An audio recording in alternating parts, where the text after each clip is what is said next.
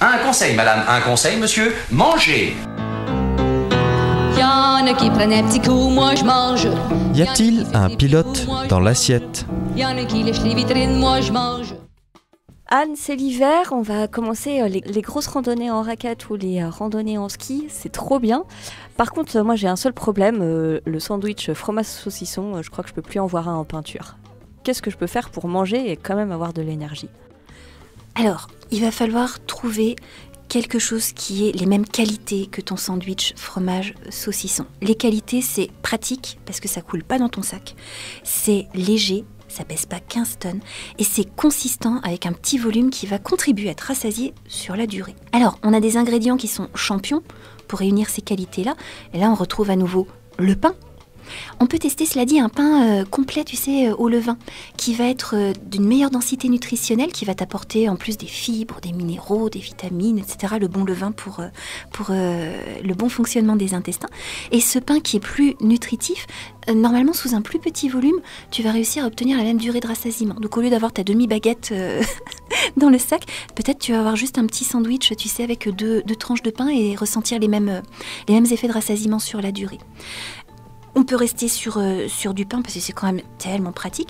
Côté protéines, parce que les protéines, les aliments protéinés sont très rassasiants aussi, on peut rester sur des protéines animales. Donc on a les viandes qui sont pratiques, coupées en tranches, séchées, etc. Les charcuteries, le poisson séché ou les miettes de thon, etc.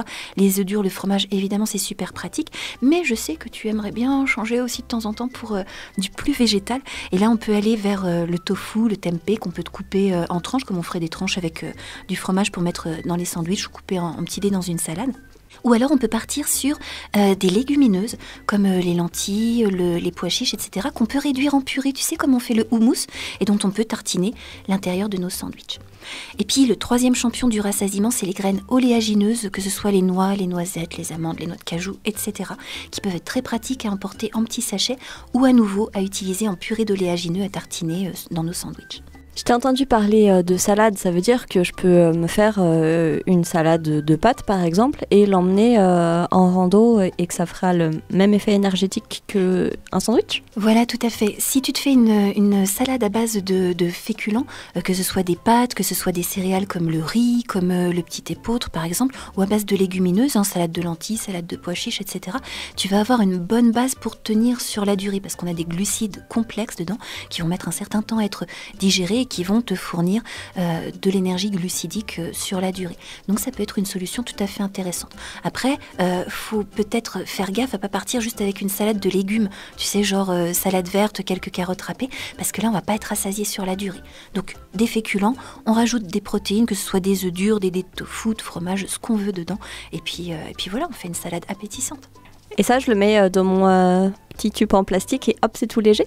Alors, le tube en plastique, ouais, c'est super léger. Le problème, c'est que avec les contenants plastiques, on peut avoir, surtout quand ils sont en contact avec des aliments gras, et c'est le cas de la vinaigrette qui assaisonne notre salade, on peut avoir des migrations de molécules. Tu sais, les perturbateurs endocriniens comme le bisphénol A qu'on n'est plus censé trouver nulle part, mais que contiennent encore des vieux contenants plastiques qu'on peut avoir à la maison. Et puis, il n'y a pas que le bisphénol A, on ne sait pas ce qu'il y a d'autre encore à l'heure actuelle dans les différents plastiques. Donc moi, c'est un matériau que j'essaie de ne pas utiliser, que ce soit partout en cuisine, surtout quand il y a contact avec du gras ou que c'est soumis à la chaleur. Du coup, on peut partir sur... moi, en cuisine, j'utilise des contenants en verre, mais c'est vrai que dans le sac de rando, c'est fragile et puis ça pèse vite une tonne. Ou alors, on trouve de plus en plus de petits contenants en inox. Et quand ils ne sont pas thermos, la paroi peut être vraiment très très fine. Et là, on a un matériau qui est sain.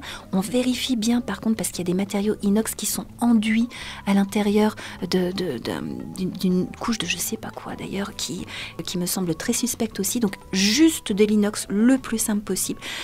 Une paroi assez fine pour pas que ça pèse 15 tonnes. Et là, on a un produit sûr. Et si je reviens à mon sandwich fromage saucisson, qui est quand même la mecque du pique-nique, c'est quand même le top en point de vue énergétique? Alors, qu'est-ce qu'on a dans le sandwich fromage saucisson? On a des protéines avec le fromage, avec le saucisson, et on a des glucides avec le pain. Donc, en principe, effectivement, on a un truc qui va consister à nous caler. Mais si on utilise la baguette de pain blanc industriel, comme elle a de pauvres densités énergétiques, c'est-à-dire que le pain blanc il est fait avec une farine blanche qui a été très raffinée, dans laquelle on n'a plus ni fibres ni minéraux. Et ce pain-là, il n'est pas très rassasiant. D'ailleurs, tu sais, en plus avec la façon dont il est panifié, on a un pain, quand tu manges, tu as l'impression que tu pourrais... Moi, je peux manger facilement une demi-baguette sans sentir que ça me pèse sur l'estomac. C'est comme si ça ne me calait pas. Donc ce pain-là, non seulement il n'est pas de très bonne densité nutritionnelle, en plus il n'est pas forcément très efficace en termes de rassasiement. Je recommande au moins de tester, d'expérimenter, de le remplacer par un pain bio pur levain avec une farine semi-complète ou complète pour les plus téméraires des saveurs. Donc je peux continuer mes randos tranquilles pour tout l'hiver et j'ai de quoi alterner entre mes sandwichs traditionnels ou alors le test avec nos petites tartinades.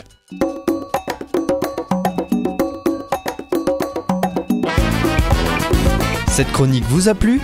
Alors participez-y en posant vos questions à Anne-Claude à l'adresse contact@radioalto.info.